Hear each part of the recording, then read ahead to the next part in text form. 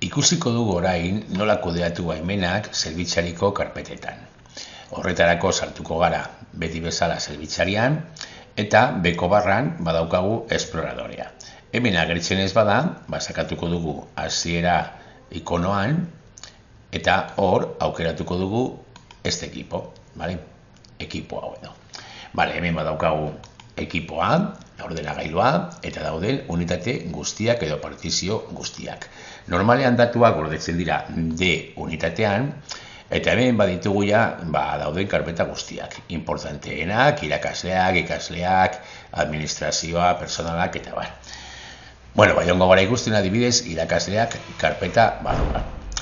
Zuen antolamendua hemen guztiz ezberdina izango da. Zuek izango duzue, adibidez, zikloka antolaturik, haur hezkuntza lehenengo zikloa, bigarren zikloa, bakoitzaren barruan sortu alduzue, zuek nahi duzuen antolamendua, mailaka edo gaika nahi duzuen moduan, baina hori egiten da beti bezala.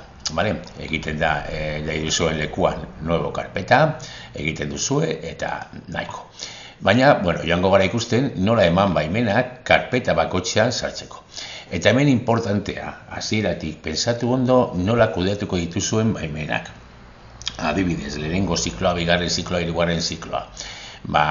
Irakasle guztia bada sartu aldira ikusteko hor dagoen materiala, hori eztabaidatu behar duzue klaustroan, eta bakarrik idatzi eta administradore moduan, idazteko, ezabatzeko eta bar, ziklo horretakoak. Adibidez, lehenengo zikloan, lehenengo ziklokoek izango dute baimena denetarik egiteko, baina beste ziklokoek, bigarren hirugarren ziklokoek, haur hezkuntzakoek, bai izan aldute baimena sartzeko, baina bakarrik ikusteko karpeta barruan dagoena. Hori ondo kontrolatu.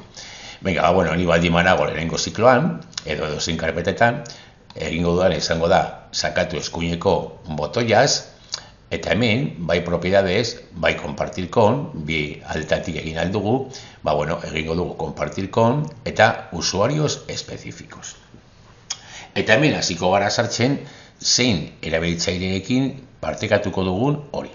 Beitu adibidez hemen hau, karpeta hau, por defecto, edo partekaturi dago ja administratzaileekin, eta administrazio guztiekin eta irakasle guztiekin. Eta hemen daude baimenak.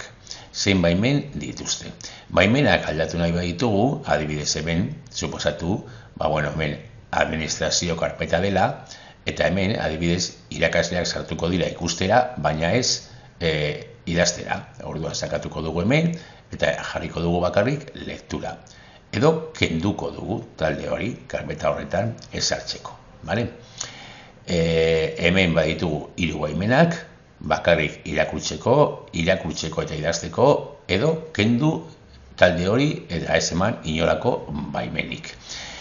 Ikusiko dugu, adibidez, kenduko dugu orain. Kenduko dut orain, quitar, orain berriro gehitzeko. Gehitu nahi badugu talde bat, egingo duguna izango da, sakatu goiko gezi txiki horretan, eta egingo dugu buscar personas.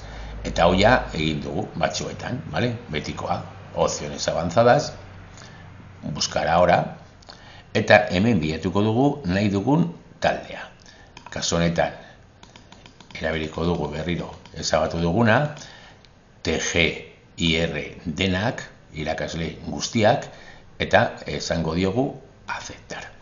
Aceptar, eta jazta.